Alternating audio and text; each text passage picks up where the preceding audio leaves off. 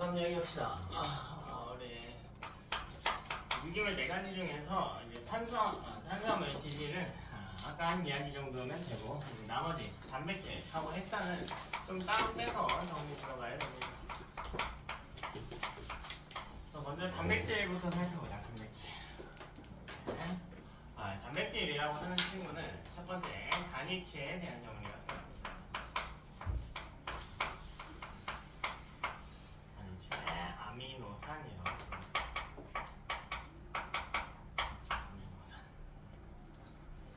자, 아미노산은 몇 종류가 있냐? 20종이 있어요. 20종. 그럼 우리는 앞으로 다음 흐름은 이 아미노산끼리 좀 연결을 해서 단백질을 만들어 봐야겠다. 이런 흐름으로 갈 거고요. 먼저 이 아미노산이 뭔지부터 좀 봐줘야겠다. 자, 아미노산 생김새부터 한번 볼게요. 자, 가장 먼저 H, 그리고 여기 N 이렇게 연결되어 있고, N 오른쪽으로는 C, 이 C 위로 R, 밑으로 H, 옆으로 C 하나, 위로 O랑 E 중자, 그리고 OH. 자, 이렇게 생겼습니다. 자, 이게 아미노산이에요. 이게 아미노산.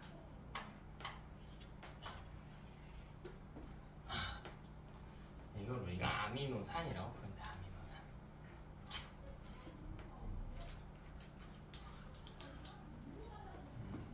자, 이때 각 부분의 이름이 있어. 각 부분에. 가장 먼저 이 끝에. 자, 왼쪽에 3가지 원자. 자, 이건 뒤에 NH로 끝나요. NH2. 자, N은 뭐라고 했냐면 아미노기라고 읽어요. 아미노기. 자, 이게 만들어질 때 C 옆에 N이 와서 붙고, 그 다음 H 와서 또 붙고, 또 H가 와서 붙고, 이런 구조가 아니고요. NH2라고 하는 덩어리가 돌아다니다가 여기 와서 한 번에 쾅 하고 붙는 구조거든요. 이런 걸 아미노기라고 불러요. 아미노기. 자, 그럼 여기 H. 자, 얘는 수소라고 부를 거고요. 자, 여기 C. 얘는 중심탄소라고 부를 거예요. 중심탄소. 그리고 이 끝에 이 덩어리도요. 이 덩어리도 뭐뭐 COOH. 자, 이렇게 끝나는 한 덩어리야. 자, 이런 덩어리들을 끝에 기라는 표현을 붙여서 쓰는 거예요. 얘는 카복실기라고 있습니다. 카복실기. 이제 제가 뭐라고 했냐면 아미노산은 20종류나 존재한다 라고 해서, 그럼 이 20개의 아미노산이 뭔가 차이점이 있겠지. 자, 그 차이점을 나타내는 놈이 누구냐면 바로 이 R입니다. R. 자, 이 R은 뭐라고 읽냐면요, 젖사슬이라고 읽어요. 나머지는 다 이제 원소기호인데 R은 원소기호가 아니에요. 원소기호가 아니고 R이라고 하는 하나의 덩어리야. 제 덩어리거든. 근데 저 덩어리 종류가 굉장히 다양해요. 뭐 제일 간단한 것은 C 주변에 H 3개 달린 거. 이게 R 자리에 와서 쾅 붙는다거나, 혹은 이게 좀 더 연장돼가지고 이런 애가 와서 쾅 하고 붙는다거나 하는 거거든. 아미노산이 20종류 있다고 했잖아. 그럼 아미노산마다 차이점이 뭐냐면 곁사슬의 종류야. 그래서 이 곁사슬은 중요한 게 아미노산의 종류를 결정하는 거야. 그럼 조금만 우리 응용해서 볼까요? 아미노산 20종 있다고 했고, 곁사슬이 아미노산의 종류를 결정한다고 했잖아. 그럼 곁사슬이 몇 종류 있어요, 얘들아? 곁사슬 20종. 그치? 이 곁사슬이 20종이기 때문에 아미노산도 20종이구나. 이렇게 가져갈 수 있다. 어렵지 않죠?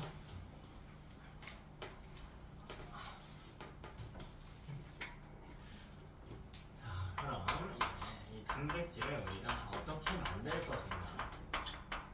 이 단백질 형성 과정에 대한 이야기를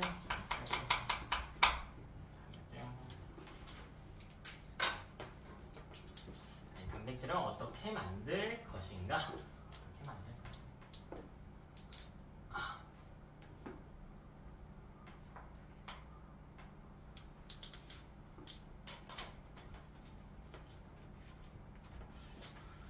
첫 번째로요. 첫 번째로 아미노산 사이에 결합이 일어납니다.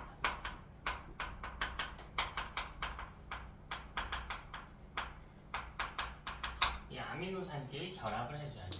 자, 우리 이 결합을 앞으로 펩타이드 결합이라고 칭합니다. 펩타이드 결합. 펩타이드 결합. 얘는 공유결합의 한 종류인데 아미노산과 아미노산 사이에 일어나는 공유결합을 특별하게 펩타이드 결합이라고 하는 이름을 붙여줍니다. 그럼 어떻게 결합하는지 한번 봐야겠죠. 한번 볼까요? 자, 그럼 아미노산 그려줘야겠네. H, N, H, C, R, H, C, O, OH. 나는 여러분이 이런 화학식, 화학 구조식 외우는 것도 좀 익숙해졌으면 좋겠어.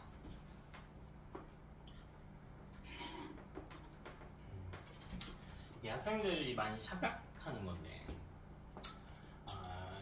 네, 이런 마인드를 가진 학생들이 있을 수가 있어. 뭐냐면 그때 가서 외울래요. 시험 때 가서 외울래요.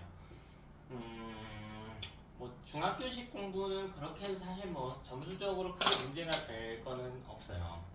네, 제가 여러분한테 수업 중에 계속 중학교 때 배웠던 내용들, 전에 배웠던 내용들에 대한 질문을 던지잖아. 근데 생각이 잘 안 나는 친구들이 보통 그런 습관을 가지고 있어. 보통 그런 습관을 가지고 있어.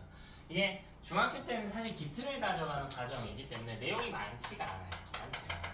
그러니까 당시에 시험 보기 직전에만 좀 외워도 돼. 근데 이 공부라고 하는 게 중학교 때 이렇게 배우고 고등학교 때 이렇게 배우고 이 과정이 아니란 말이야. 중학교 때 배운 것 위로 고등학교 때 과정이 겹쳐서 쌓여져 올라가는 이런 과정들이란 말이에요.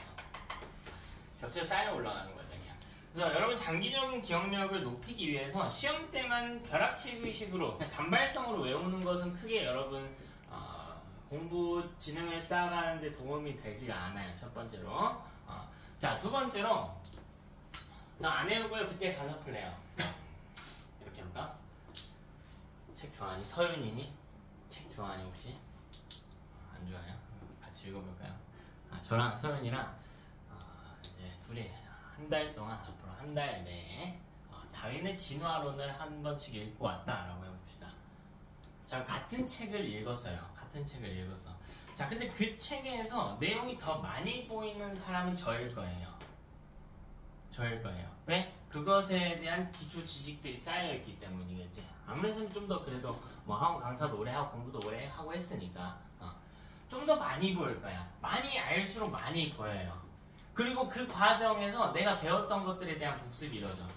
내가 예전에 진화에 대해서 배웠던 이야기가 이거였는데 다행히 진화론에 이렇게 쓰였었구나. 그럼 이 한 문장이 같은 한 문장을 보더라도요, 이걸 가지고 나는 이해도 하고요, 전에 배웠던 거에 대해서 복습도 해. 그 말이 이 말이었구나, 이런 예시 때문에 나왔구나, 이런 표현으로 쓸 수도 있구나.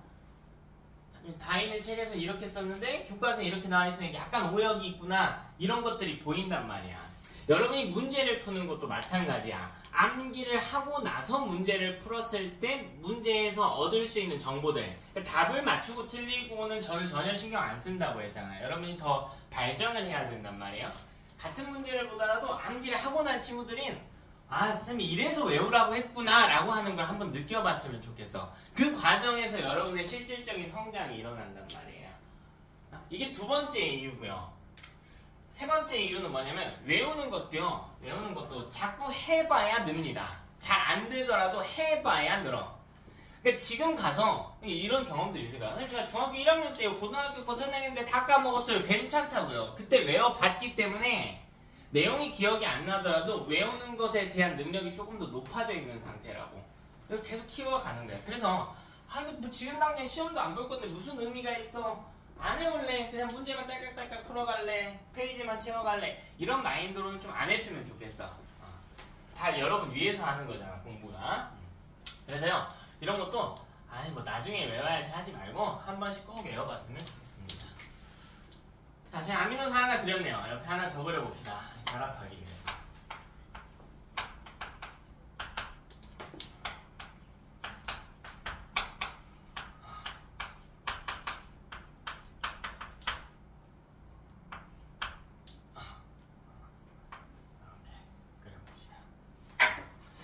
일단 이 아미노산 그림을 보면서 구조를 한번 살펴볼게요. 지금 왼쪽 보면 여러분 이게 아무 생각 없이 그려놓은 게 아니라 지금 다 비금속 원소가 등장해 있고요.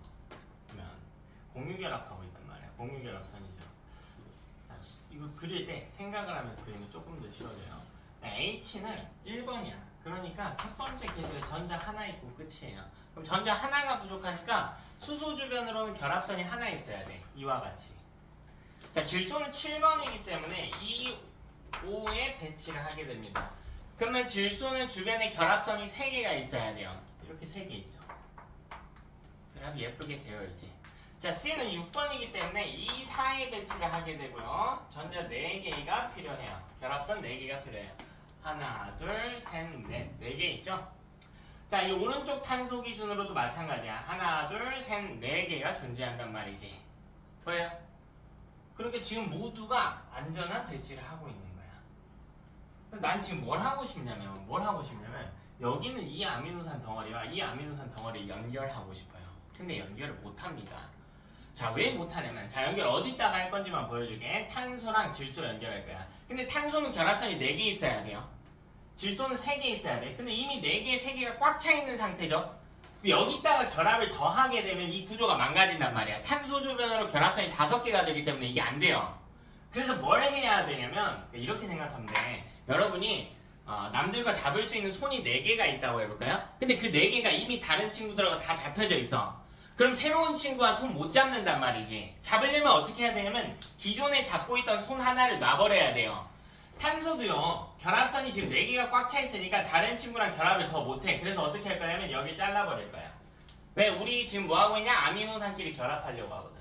이 질소도요. 결합선 3개 이미 차 있으니까 이거 잘라버릴 거야. 이렇게. 잘라버린다고. 요렇게 떨어져 나가요. 얘네가 떨어져 나가. 뭐 나올지 보이니? 뭐 나올까? 이렇게 이 덩어리가 떨어져요. 뭐가 발생할까요? 물이 발생하겠지. 그치? 물이 한 분자가 빠져나오게 됩니다. 결합 한 번당 물 한 분자가 빠져나오게 됩니다. 자, 이게 펩타이드 결합의 특징이에요. 아주 중요한 특징입니다. 결합이 1회 일어날 때 물 분자 하나가 빠져나옵니다. 그럼 이 이후에 어떻게 되나 하고 그려볼까요?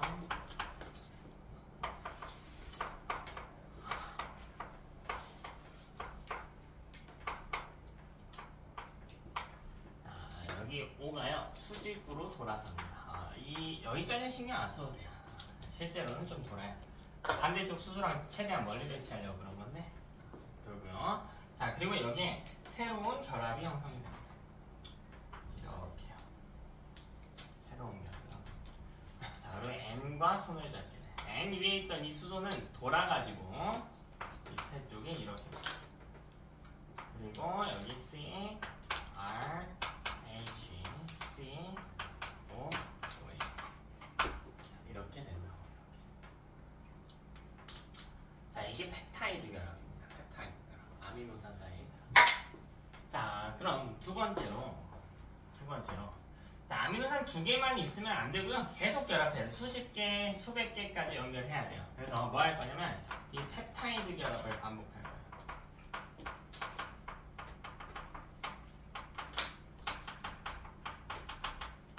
자, 이 펩타이드 결합을 반복하게 되면 자, 물질 하나가 만들어지는데 그걸 뭐라고 부르냐면 폴리펩타이드라고.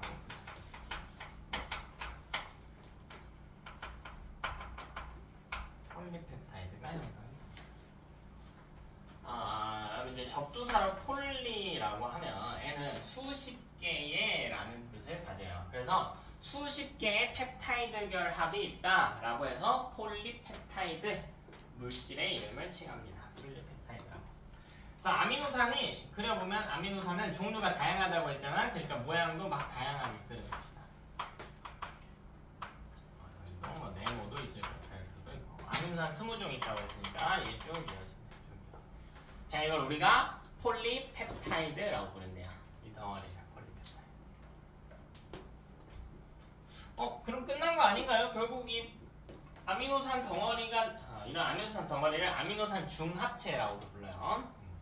어쨌든 아미노산 하면 끝난 거 아닌가요? 아, 그건 아니고 이 폴리펩타이드가 단백질은 아니거든요. 애가 단백질의 조건이 되기 위해서 뭐 해야 되냐면 단백질은 입체 모양이어야 되는데 폴리펩타이드는 아직 입체가 아니에요.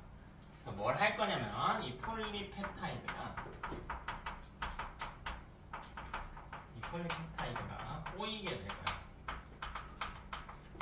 폴리펩타이드 꼬여서 입체 구조를 형성합니다.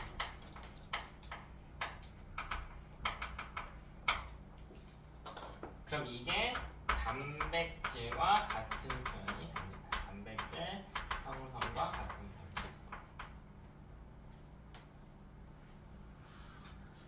처음에는 뭐 이렇게 생겼던 친구들이 이렇게 생겼던 친구들이요. 꼬이게 되면은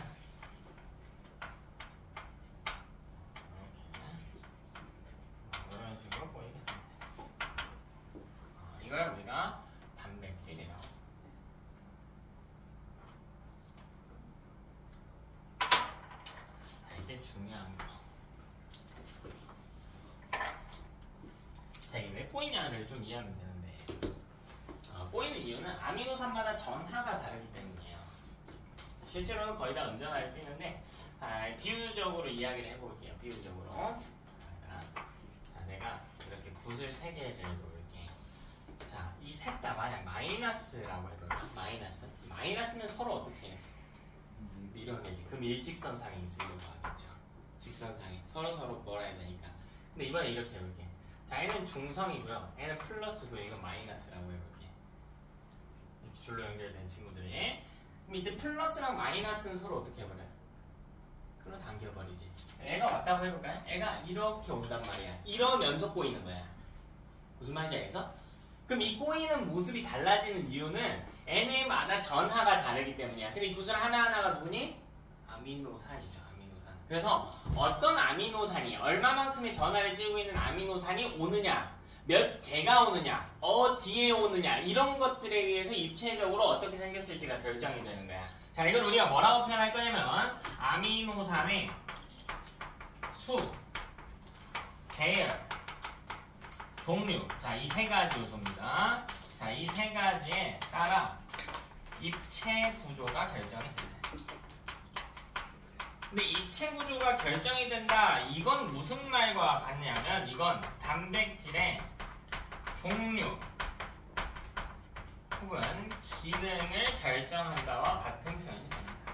그래서 어떻게 결합하냐에 따라 뭐 예를 들면 아까 이야기했던 뭐 아밀레이즈가 될 수도 있고요.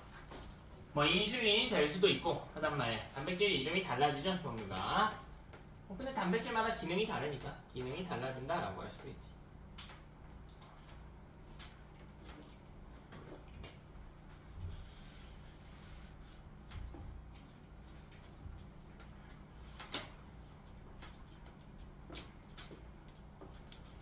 이러면 단백질이 끝났습니다. 자, 다음 핵산으로.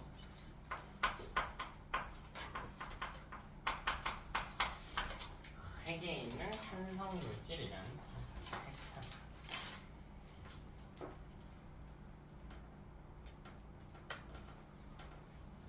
자, 같은 구조로 가는 거야. 첫 번째 핵산의 단위체가 무엇인가? 자, 핵산의 단위체는 뉴클레오타이드라고 불러요. 자, 이름이 조금 어렵지? 뉴클레오타이드. 뉴클레오는 뭐냐면 핵에 있는 이라는 뜻이야. 핵에 있는.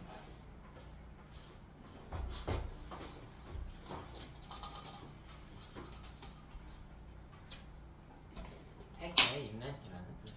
핵에 있는. 자, 타이드는 뭐냐면 조각이야.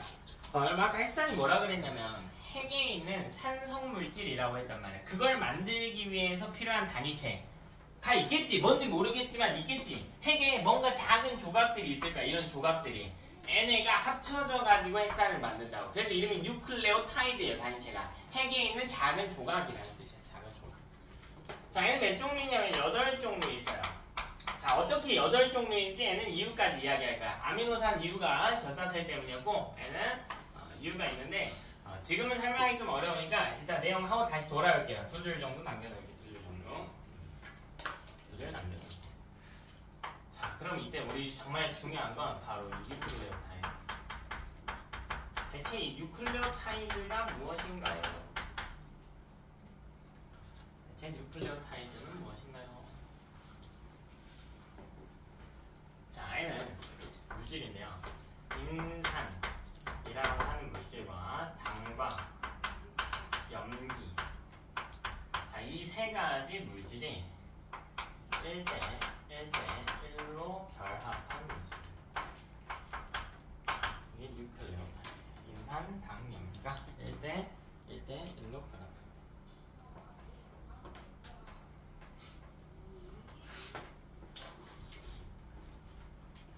어떻게 생겼냐면 여기 동그라미 인산. 자, 밑에 오각형. 당. 우리 아까 당 봤죠? 탄수화물이 들어갑니다. 헥산을 만들 때 이 단위체에 탄수화물이 들어가요. 당. 근데 아까 그랬던 당과 좀 달라.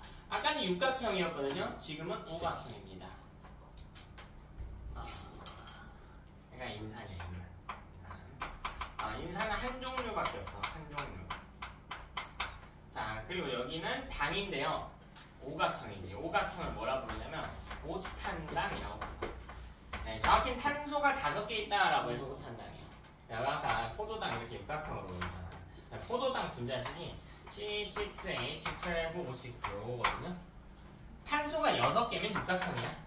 탄소가 5개잖아요. 그럼 오각형이야. 그래서 오탄당이라는 이름을 씁니다. 자, 이 오탄당은 몇 종류가 존재하냐면 2종류가 존재해요.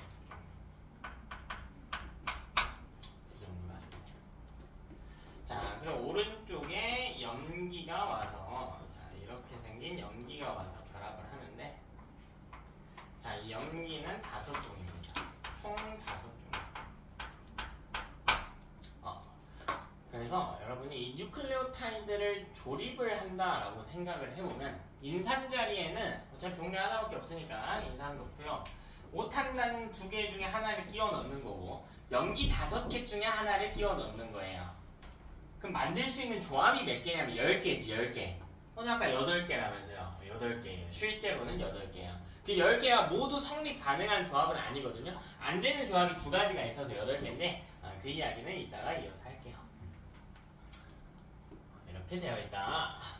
자, 그럼 이때 헥산의 형성 과정을 살펴보자. 자, 얘는 뭐 한 가지 과정으로 바로 정리 가능합니다. 자, 얘는 뉴클레오타이드. 뉴클레오타이드. 자, 얘네끼리 결합해야 돼. 자, 이 사이에 공유결합이 일어나요. 공유결합이 일어납니다. 자, 이걸 반복할 거야. 이걸 반복할 겁니다.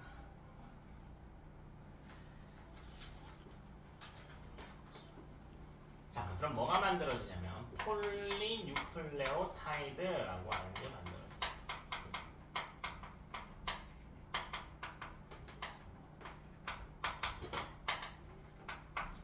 아까랑 잘은 모르겠지만 좀 그래도 구조가 비슷한 것 같아요. 아까는 이 아미노산끼리 결합하면 그걸 펩타이드 결합이라고 불렀고, 펩타이드 결합이 반복되면 폴리펩타이드라고 불렀고요. 그 폴리펩타이드가 꼬여가지고 단백질을 만들었지. 뭔가 잘 모르겠지만 비슷하게 가고 있다고. 일단 단일체인 뉴클레오타이드끼리 결합이 일어났는데 이때는 공유결합이라고 부른대요. 아까 단백질 만들 때는 펩타이드 결합이었는데 얘는 그냥 공유결합이라고 부른대요. 그럼 이 공유결합을 반복하게 되면 폴리뉴클레오타이드라는 물질이 만들어진대. 근데 이건요, 헥산과 같은 표현이에요. 그러니까 이게 더 간단한 거야. 아까는 꼬이는 과정이 별도로 필요했는데 얘는 별도로 꼬이는 과정이 필요하지 않습니다. 이 결합하는 과정에서 자연스럽게 꼬이게 되기 때문에 꼬이는 과정이 별도로 필요하지 않아요. 다시, 아까는 폴리펩타이드랑 단백질이 같은 표현이 아니었어요. 폴리펩타이드 입체가 아니고 단백질은 입체였거든. 얘는 폴리뉴클레오타이드랑 헥산이랑 같은 표현입니다. 자, 어떻게 되나 볼게요. 인산, 당, 염기 이렇게 있지. 자, 그리고 이 밑으로 결합이 온다고. 결합. 근데 이 결합은 공유결합이라고. 공유결합. 그리고 인산, 당, 염기가 오는데 염기는 이번에는 좀 다르게 됩니다. 그리고 또 이 밑으로 연결이 된대요. 이걸 반복하게 된대요. 이걸 밑으로 쭉 갑니다. 좀 쉽게 보면 뉴클레오타이드는 니은이에요. 이 니은을 계속 붙였다고 생각합니다. 공유결합. 니은. 이걸 계속 붙였다고 생각합니다. 이제 다 왔습니다. 자, 그렇다면 이 헥산의 종류에 대해서 따져보자. 단백질의 종류가 너무 많아서 종류별로 다양히 이야기 못하는데 헥산은요 다행히 크게 딱 두 종류밖에 없습니다. 딱 두 종류밖에 없어요. 이것도 표처럼 만들어서 간단하게 정리하겠습니다.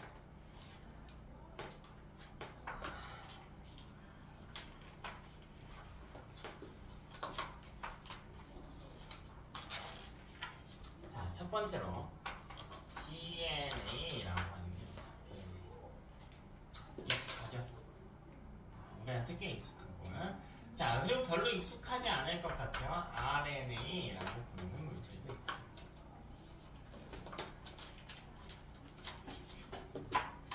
그럼 가장 먼저 이 둘이 어떻게 생겼는가, 이 구조의 차이부터 좀 봐줘야겠다.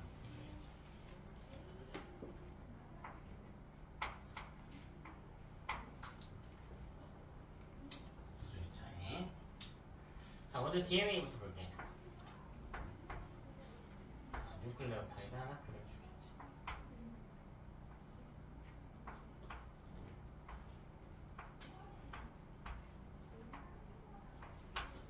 그리고 밑으로 공유결합하고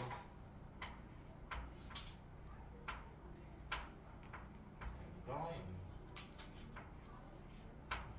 이렇게 있고, 자, 이 밑으로 더 연결이 되는 구조야.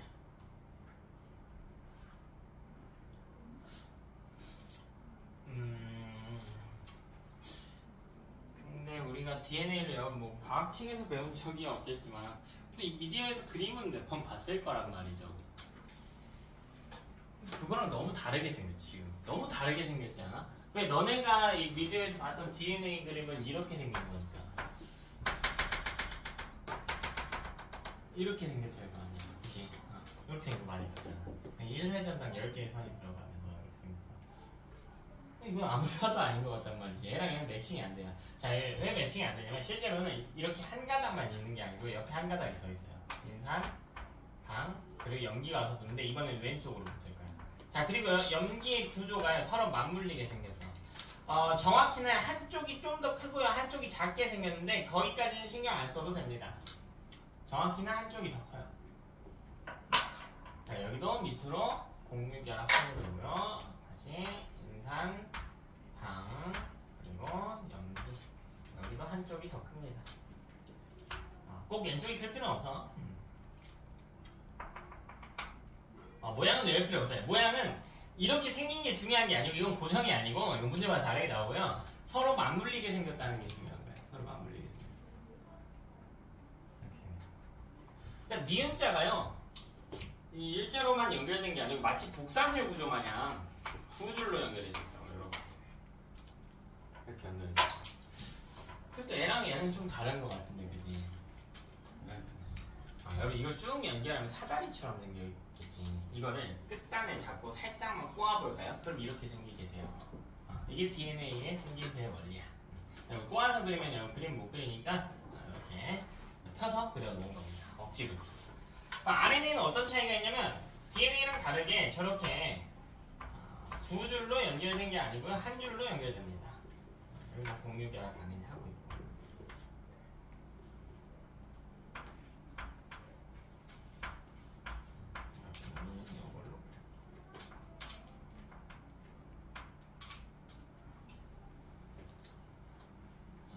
그래서 우리 DNA는 뭐라고 부르냐면 이중나선이라고 불러. 두 개의 나선이 서로 얽혀 있어서. RNA는 그냥 단일 가닥이라고 불러.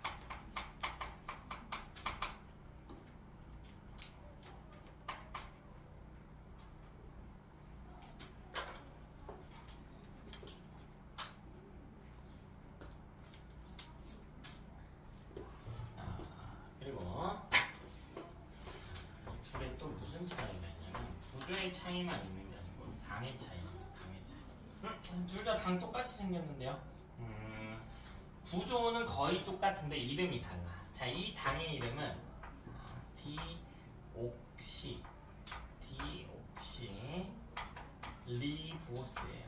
혹은 뭐 리보오스 이렇게도 씁니다. 똑같아요. 디옥시 리보스. 자, RNA를 구성한 당은요 리보스예요. 앞에 세 글자 자르면 됩니다.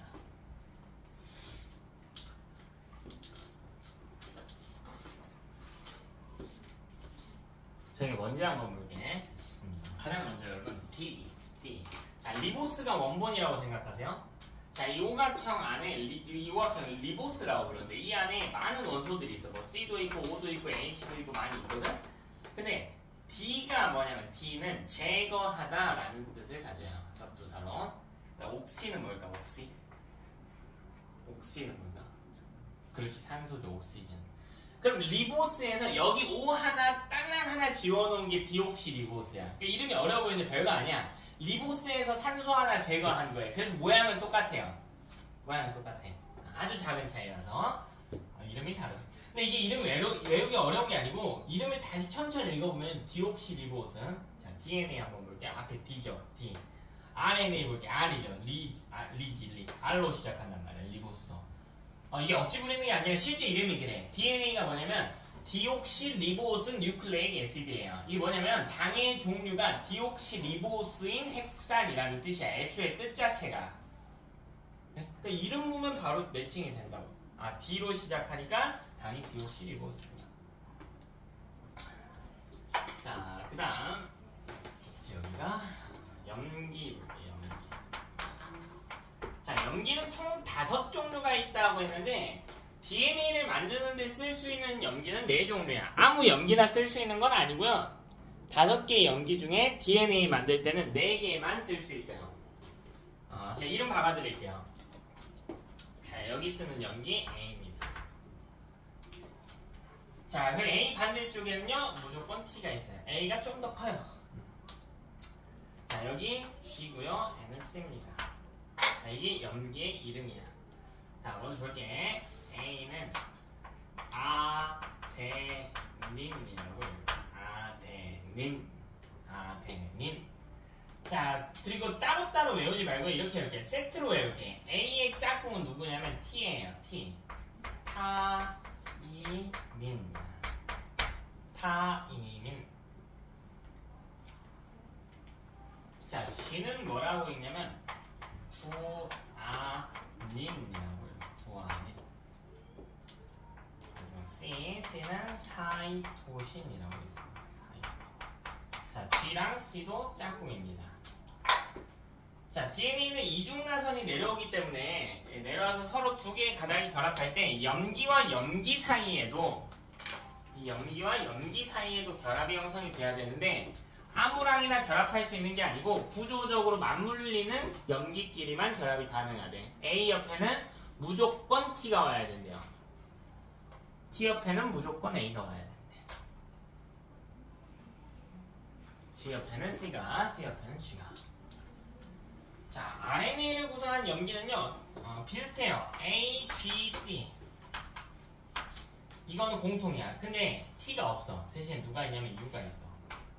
누가? 우라실이라고 해요. 우라실. 자, U는 T 대신에 있어. 이게 A면요 U는 여기 있어요. T랑 생긴 건 거의 똑같거든? 근데 달라요. T 대신에 U가 있잖아.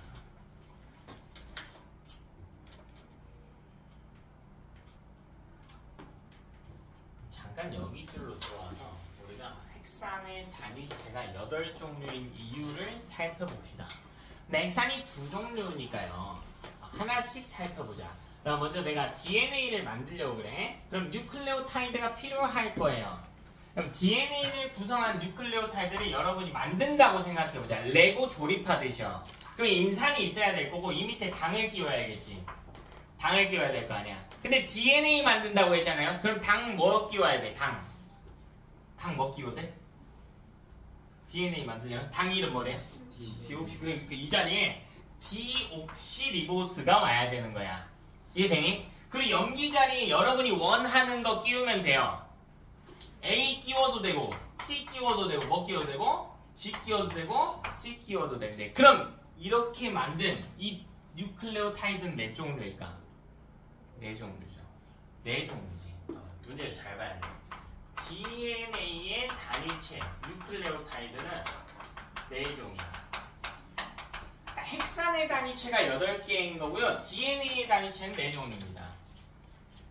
그렇다면 DNA가 아니고 RNA를 만들 생각을 해보자고. 인산 받고 리보스 박아야겠지. 당장에 이번엔 그냥 리보스 박아야겠죠. RNA를 구성하는 뉴클레오타이드 만들려면 리보스 박아야 돼. 이 자리에다가. 그 염기 자리에다가 배치를 하면 되지. 근데 이번엔 A 놔도 되고 U 놔도 되고 G 놔도 된대. C 놔도 된대. 그럼 이렇게 RNA를 구성한 뉴클레오타이드도 몇 종류 만들 수 있니? 네 종류 만들 수 있죠. 그치. 그래서 RNA의 단위체도 4종입니다. 그래서 헥산의 단위체는 총 8종인 겁니다. 그러니까 문제 잘 보셔야 돼요. 이런 친구들이 있다고. 대충 보고 자꾸. 그럼 수업 때 뉴클레오타이드 8종이라면서요. 문제를 가서 딱 보잖아. 뭐라고 적혀져 있냐면 DNA를 구성하는 뉴클레오타이드가 몇 종인가? 이렇게 적혀져 있어. 그럼 몇 종이라고 답하는 거야? 4종이라고 답해야 되는 거지. 헥산은 DNA와 RNA를 총칭하는 표현이기 때문에 꼭 구분해서 이야기를 하셔야겠습니다. 그치? 이런 차이가 있네. 이런 관계를 뭐라고 부르냐면 A와 T 사이 그리고 G와 C 사이. RNA는 이런 거 못해요. 염기끼리 결합할 수가 없어. 자, 이런 걸 다 상보적 결합이라고 불러요. 상호보완적이라는 뜻입니다. 상보적 결합. 상호보완적인 결합을 한다. 그래서 구조적인 안정성을 갖출 수 있게 해줍니다.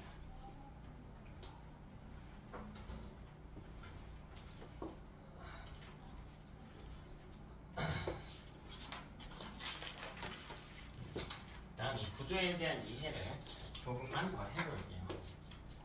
오케이. 그러면 이 DNA와 RNA가 어떻게 생겨 먹었는지는 알겠는데 대체 왜 이런 차이가 있고 어디다가 써먹는지 이런 이해를 좀 더 해봅시다. DNA부터 한번 볼게요. DNA. 아이고.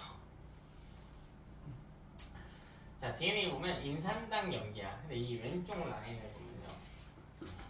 이거는 인산당 골격이라고. 인산당 골격. 너네 DNA 다 있죠? 세포마다 박혀져 있어. 이거 DNA 누가 줬니? 누가 줬어요? 엄마 아빠가 준 거죠. 그치? 엄마 아빠가 준 소중한 유전물질이야. 그러니까 DNA에 어떤 정보가 들어있어요. 여러분의 몸의 특징을 결정하는 이 생명체 특징들을 다 형질이라고 부르는데 형질을 결정하는 정보들이 적혀져 있어.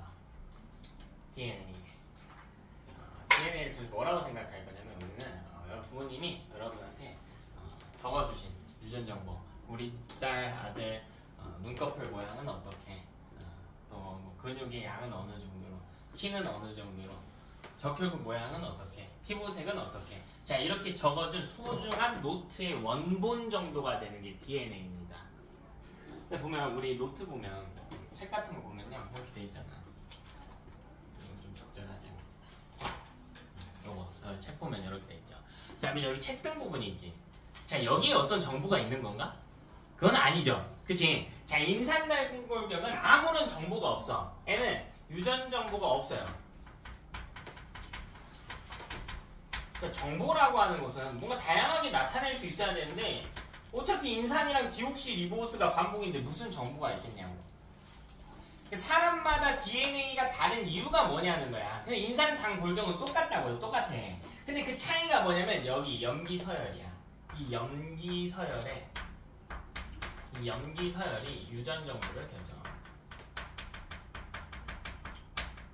자, 염기서열은 저게 고정이 아니거든요. 무조건 A 다음에 G 오고 이게 아니야. 이건 랜덤이야. 이건 사람마다 다 다르게 설계가 되어 있어요. 예를 들면 나의 염기서열을 봤을 때 특정 DNA 부분을 봤을 때 나는 뭐 A, G, G, G, C, C, T, A, A 뭐 이런 식으로 갔다라고 해볼까? 근데 휘주인 다르게 갈 수 있다고. 뭐 A, T, T로 시작해가지고 뭐 G, G, G, 뭐 C, G, C 뭐 이렇게 갈 수가 있다고요. 그래서 노트의 내용이 달라진다는 거죠. 그래서 염기가 노트에 쓰는 글자 정도가 되는 거야. DNA를 소중한 노트의 원본이라고 비유를 해봅시다. 자, 그럼 제 유전 힌트를 한번 살펴보면 여기에 뭔가 제 유전과 관련된 정보들이 쭉 적혀 있다고 해봅시다. 우리 엄마 아빠가 나한테 준 유전 정보가 있다고 해볼게. 그래 좀 멋있게 해보자. 머리카락을 좀 빨간색으로 물들여 볼게요. 자, 여기에 빨간색 머리카락을 만드는 방법이 적혀져 있다고. 당연히 한국말로 적혀져 있진 않았죠. 염기서열로 적혀져 있다고. A, T, T, G, G, G 막 이렇게 암호처럼 보일 거야 우리 눈에는. 그럼 봐봐. 네. 이런 빨간색 머리카락을 만드는 방법이 적힌 노트가 빨간색일까요? 이 노트가 빨간색이니? 그건 아니지. 그냥 여기엔 빨간색 머리카락 만드는 비법이 적혀져 있는 것 뿐이야. 그럼 우리 몸에서 어떻게 해야 되냐면 이 적힌 정보를 가지고요. 실제 빨간색 머리카락을 만들어줄 공장에 가져다 줘야 돼요. 내 정보가 여기 있으니까 이렇게 있으니까 너 이대로 좀 만들어. 빨간색 머리카락 만들어. 라고 부탁을 할 거야. 우리 몸에 그런 장소가 있어. 리보솜이라고 하는 장소가 있는데 거기에 갖다 줄 겁니다.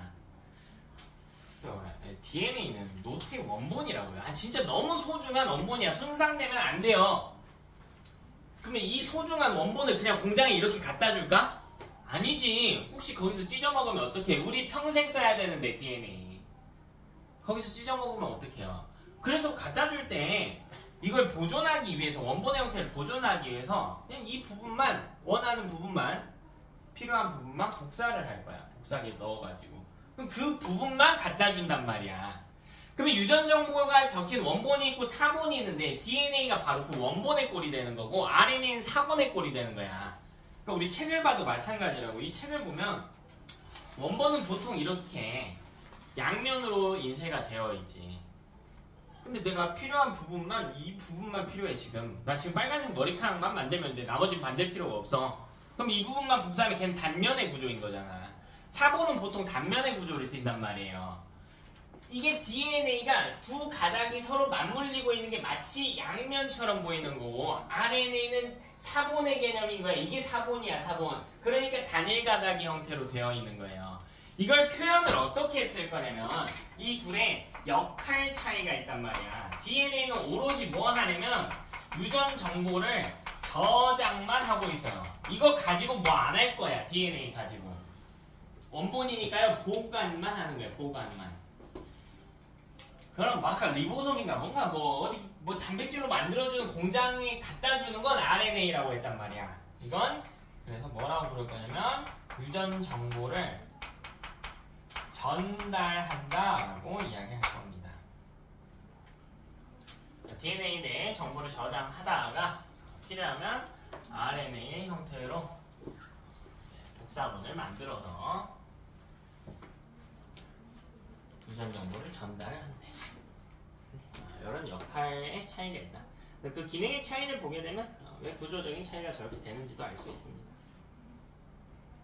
실제로 굉장히 유사해요. 아까 이 복사한 과정의 원리와 굉장히 유사하게 만들어집니다. 그래서 우리가 살면서 유전 정보를 저장하고 있는 게 DNA고 전달하는 건 RNA라고 했잖아. 근데 살면서 딱 한 가지 경우에는 원본인 DNA를 전달해야 될 때가 있어. 이건 어느 경우일까요?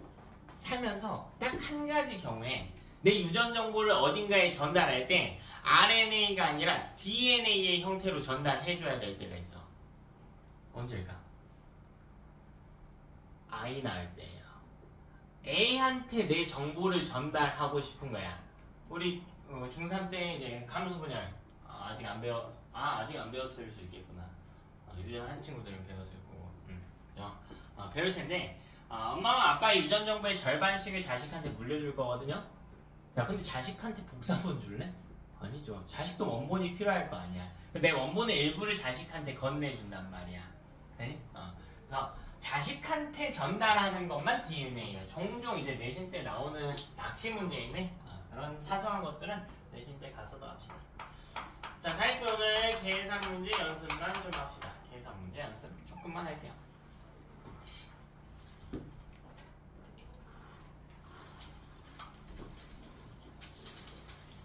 자, 첫 번째 이 단백질과 관련된 계산 문제. 자, 바로 예시 문제로 갑시다. 바로 문제로 갑시다. 자, 제가 단백질 만들려고 그래요. 그럼 아미노산 연결해야죠. 보통 수십 개에서 수백 개 연결해야 되는데 너무 많으니까요. 5개만 연결해 볼게. 너무 많으니까. 자, 제가 이번엔 아미노산 5개로 구성된 단백질을 만들려고 그래.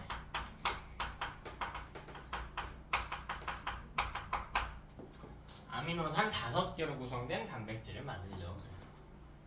그렇다면 이때 첫 번째 이때 펩타이드 결합의 수는 무엇과 같나?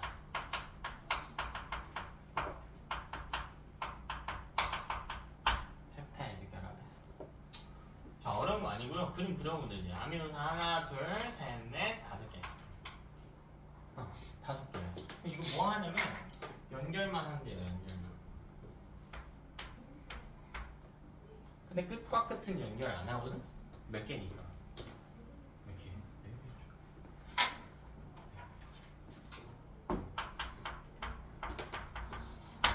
몇 개야? 그치, 그림 그려보면 되지. 근데 종종 문제에서 그릴 수 없을 만큼 많이 나올 때들이 있어. 예를 들면 뭐 800개가 연결될 때. 그럼 뭐 그릴 수는 없잖아. 그냥 원리적으로 따지면 돼. 결국 얘 다음에 얘 오른쪽에 하나씩 있는 거란 말이야. 근데 얘 맨 끝에 거 오른쪽에는 없단 말이에요. 그래서 동그라미 개수 빼기 1이에요. 아미노산 개수를 X개라고 한다면 펩타이드 결합의 수는 X-1개야. 맨 끝에 거만 연결이 안 돼 있으니까. 그럼 예를 들면 아미노산이 뭐 800개로 연결됐다? 뭐 어쩌라고 펩타이드 799개겠지. 그릴 필요 없겠죠, 그때는. 자, 이거랑 같은 표현이 뭐냐? 생성된 물 분자의 수와 같이. 자, 이게 같은 문제죠, 사실. 왜? 펩타이드 결합 한 번이 일어날 때 아까 물 분자 하나 빠져나간다라고 했단 말이야. 같은 문제지. 자, 두 번째 볼게요. 두 번째. 자, 이때 만들 수 있는 단백질의 종류는 몇 가지인가? 이것도 물어볼게.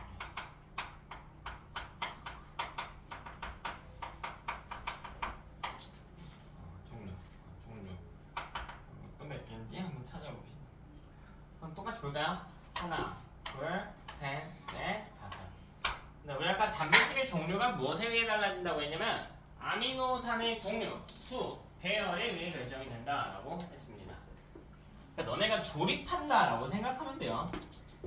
완성된 물질이 단백질인 거고 그 재료가 아미노산인 거야.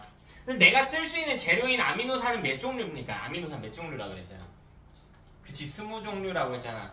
그러면 그 20종류 중에 첫 번째 칸에 뭘 끼울지는 그때그때 다른 거죠. 즉 첫 번째 칸에 벌써 20개의 경우의 수가 부여된 거야. 1번 아미노산 끼울지, 2번 아미노산 끼울지, 3번 아미노산 끼울지. 아미노산 이름이 종종 이제 문제 나올 때가 있는데 당하지 마시고요. 아미노산 이름은 여러분 외우는 건 아닌데 외울 필요 전혀 없어. 단 하나도 없어요. 근데 이름 보고 어떤 느낌인지 한번 볼게. 이름 보면 아미노산이구나 정도는 찾을 수 있게 몇 가지만 내가 불러줄게. 뭐 메사이오닌이라고 하는 아미노산이 있고요. 류신, 뭐 아이소류신, 히스티딘, 타이로신 이런 느낌이야. 어떤 느낌이 대충 알겠죠? 자, 그 중에 뭘 끼울지가 우리 그때 다르다고. 그럼 이 두 번째 자리도 마찬가지지. 이 자리에도 20개 중에 하나 끼우는 거야. 여기도 20개 중에 20개 중에 하나 끼우는 거라고. 그럼 이걸 가지고 만들 수 있는 조합의 수는 몇 개냐 이걸 묻는 거야. 몇 개입니까? 20에 5제곱개지. 각 아미노산마다 20개의 경우의 수가 부여되니까 곱해주면 되잖아. 이것도 마찬가지. 어떻게 외우면 되나? 20의 x제곱개라고 외우면 되는 거야. 아미노산의 개수를 x개라고 했을 때 20의 x제곱개.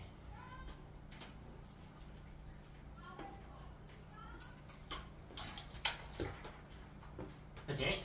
자, 두 번째. 핵산. 핵산 관련된 문항을 살펴봅시다. 자, 예를 들어봅시다. 자, 내가 DNA 한 분자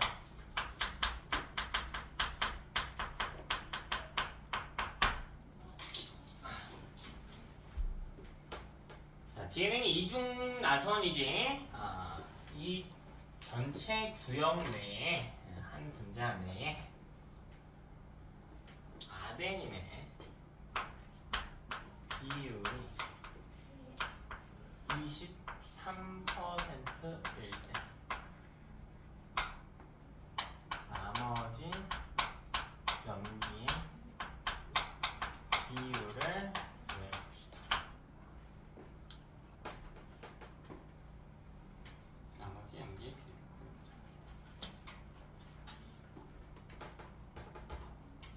자, 우리는 어떤 원리를 이용할 거냐면요, 상호적 결합의 원리를 이용할 겁니다. 여기 염기가 총 100개가 들어갔다라고 그러죠. 그러니까 한 가닥당, 이 한 가닥, DNA 한 가닥당 염기가 50개씩. 그럼 반대쪽 가닥에도 50개 있어야 될 거고, 총 염기가 100개 있을까요? 23%라는 말은 그 중에 23개라는 거지. 근데 A의 반대쪽에 무조건 누가 있다고요? T가 있다고. 그러니까 첫 번째 논리는 이렇게 가겠지. A랑 T의 비율은 똑같구나. 23%. 다 했지? 그 다음 퍼센트를 이용하는 거죠. 퍼센트라고 함은 합이 100이란 말이야. 그러니까 G 플러스 C는요, A랑 T가 각각 23이니까 이 둘의 합이 46이니까 이 둘의 합은 54%인 거야. 근데 세 번째로 G랑 C도 같아야 되거든. 상보적 결합 27. 이렇게 찾을 수가 있어. 비율을 바로 찾을 수가 있어.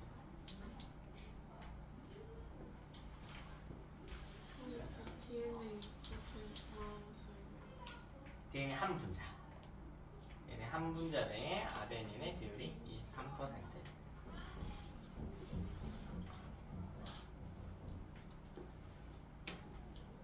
네? 다 했습니다. 다 했고요. 어때? 약간 낚시 문제들이 있어. 이 낚시 문제들. 그러면 이렇게 보자.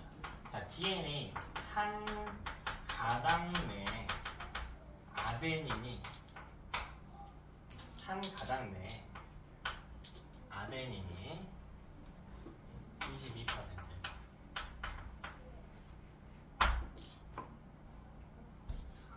그럼 타이밍은 몇 프로? 22가? 아니에요. 아니야. 자, 문제가 달라. 아까는 한 분자라고 했지. 한 분자. 자, 이거는 두 가닥을 동시에 칭하는 거예요. 근데 DNA의 한 가닥, DNA 내에 구성한 한 가닥. 여기만 물어보는 거야. 이 한 가닥. 그러면 여기 아데닌이 22라고 해서 이 밑에 타이민이 22일 필요는 전혀 없다는 거죠. 그러니까 전체를 두고 봤을 때 아데닌과 상보적으로 타이민이 결합한다는 건데, 한 가닥만 놓고 보면 상보적 결합하는 게 없으니까 나머지는 알 수 없음이 됩니다. 이해되죠? 무슨 차이인지 알겠지?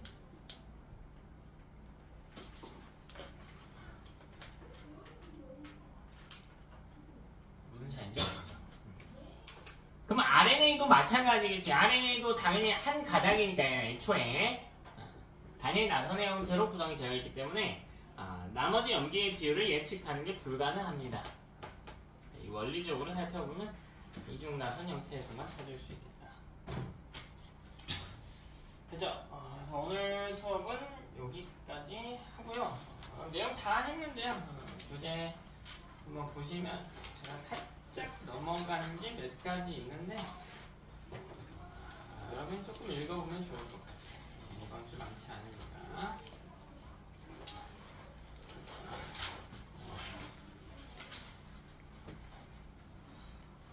오른쪽에 사이드 내용들은 조금 더 있으니까 여러분이 한번 읽어보시고요. 이번 주 과제는 많지 않아요. 많지 않아. 자, 뒤편에 73페이지까지 해서 해오시면 되고 이렇게 많으니까 복습 좀 하시고 오늘 과제 검사하고 질문 있는 거 받고 테스트 보고 마무리하겠습니다.